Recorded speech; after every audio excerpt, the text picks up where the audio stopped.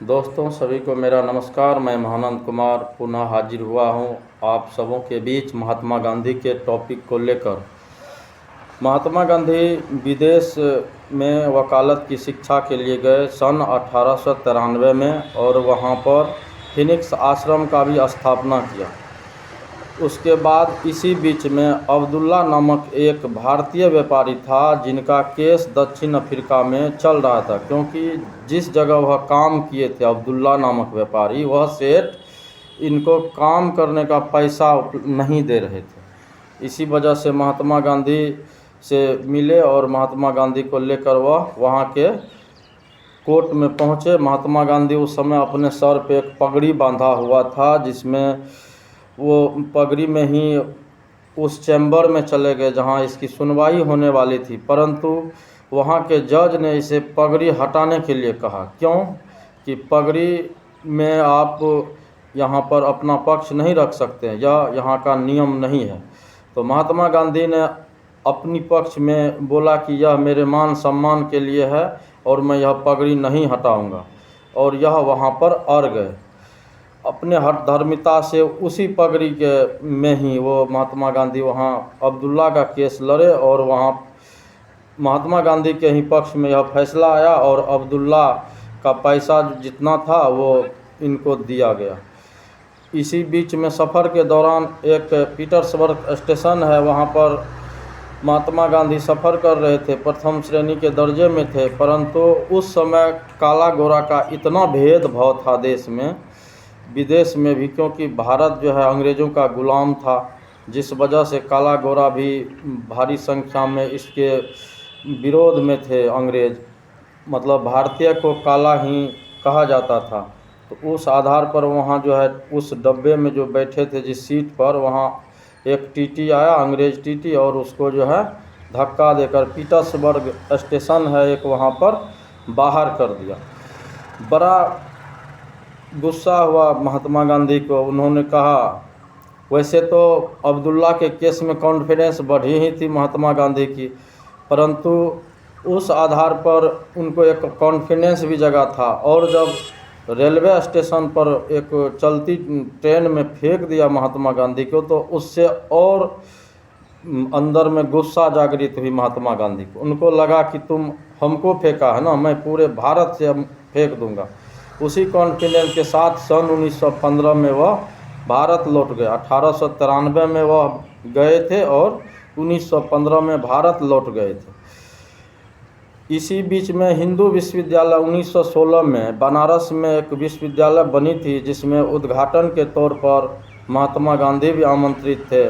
उससे पहले महात्मा गांधी उतना प्रसिद्धि हासिल नहीं कर पाए थे, परंतु 1916 में बनारस हिंदू विश्वविद्यालय के उद्घाटन में वहाँ गोपाल कृष्ण गोखले, जवाहरलाल नेहरू, राजेंद्र प्रसाद, यहाँ तक कि सुभाष चंद्र बोस भी उसमें शामिल थे। लेकिन उस समय सुभाष चंद्र बोस प्रगति पथ पर उतनी तेज़ी से काम नहीं कर रहे थे। वैसे बनारस हिंदू विश्वविद्यालय के उद्घाटन में बहुत सारे गेस्ट भी थे।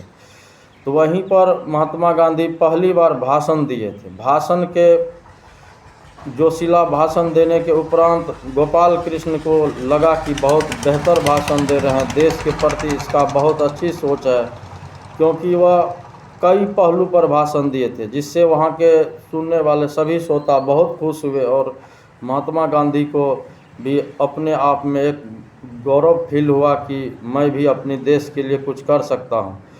उसी भाषण के दौरान जब स्टेज से उतरे गोपाल कृष्ण गोखले, उनको बुलाए और बोला कि अगर देश को जानना है तो पूरे साल भर पूरे देश में भ्रमण करो, अपनी एक रैली करो, जिससे जनता के करीब जाने का मौका और अवसर मिल सकता है और राष्ट्र हित में आप सोच सकते हैं।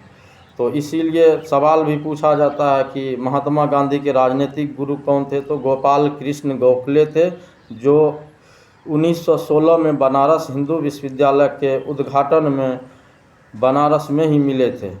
और इसी बीच महात्मा गांधी के साथ में और सब कॉन्फिडेंस बढ़ाने वाले गदावर नेता भी थे, जिसमें बिहार से पहुँचे थे राजकुमार शुक्ल। राजकुमार शुक्ल जब उनसे पहली बार मिले तो उनको भी लगा कि यहाँ जो बिहार में चंपारण में तीन कठिया पद्धति थी। तीन कठिया पद्धति ये थी कि यहाँ पर जो है अंग्रेज जबरन जो है, अगर किसी को 4 बीघा ज़मीन है तो 3 बीघा पर वो नील की खेती करवाते थे, 1 बीघा पर वो अपना कुछ फसल करते थे, जिससे बहुत दिक्कत होती थी। यहाँ के किसान बहुत दिक्कत में थे, क्योंकि जिस पर नील की खेती होती थी वह भूमि बंजर हो जाती थी और दूसरी फसल नहीं होती थी। इसी आधार पर राजकुमार शुक्ल उनको रिक्वेस्ट किया महात्मा गांधी के को कि आप जो है हमारे यहाँ चंपारण आइए, क्योंकि वहाँ पर जो है अंग्रेज़ों का इस तरह तांडव है कि हम लोग को जबरन जो है वहाँ पर नील की खेती करवाते हैं और 3 कठिया पद्धति लागू किए हैं, जिस वजह से हम लोग का फसल सही से नहीं हो पाता है और हम लोग भूखे के शिकार होते हैं और बीमारी के शिकार होते हैं। आप एक बार आइए, वहाँ हम लोग का सहयोग कीजिए। तो राजकुमार शुक्ल के ही रिक्वेस्ट पर महात्मा गांधी चंपारण पहली बार आए थे, जो बिहार में है। और वहाँ जब जैसे ही महात्मा गांधी ट्रेन से उतरे थे तो वहीं पर जो है उसको अंग्रेज़ पुलिस घेर लिए थे और उन्होंने कहा था जब तक हमारी मांग पूरी नहीं होगी हम अपनी गिरफ्तारी नहीं दे सकते हैं, क्योंकि उस समय जन सैलाब इतना था कि अंग्रेज़ को भी लगा कि यह कौन इस साधारण वेश में आया है जो इस तरह की बात करता है। क्योंकि गांधी जी मेरिटियस भी थे, क्योंकि वकालत की शिक्षा भी प्राप्त किए थे और बहुत सूझबूझ से काम करते थे, क्योंकि वहाँ इसका जो मांगे थी उसको मनवाने के लिए वो अड़ गए थे और पूरे सहयोग मिला था चंपारण के उस 3 कठिया पद्धति नील के खेती के विरोध में। वह पूरे रोड पर उतर गए और सरकार इनकी बातों को भी माना था। इसी तरह भारत में पहले जो आंदोलन की शुरुआत भी महात्मा गांधी की वह चंपारण से थी। इसीलिए आज भी सवाल पूछा जाता है प्रतियोगी परीक्षाओं में कि महात्मा गांधी का पहला जो है कहाँ से आंदोलन शुरुआत हुई थी। तो पहला आंदोलन चंपारण से शुरू हुई थी। और इन्हीं शब्दों के साथ मैं अपनी वाणी को विराम देता हूँ। जय हिंद, जय भारत। आप लोग सब्सक्राइब एवं लाइक करना नहीं भूलें, क्योंकि आपका सब्सक्राइब और लाइक मेरा मोटिवेशन होता है और मैं आगे की वीडियो पुनः बनाऊंगा। जय हिंद, जय भारत। धन्यवाद।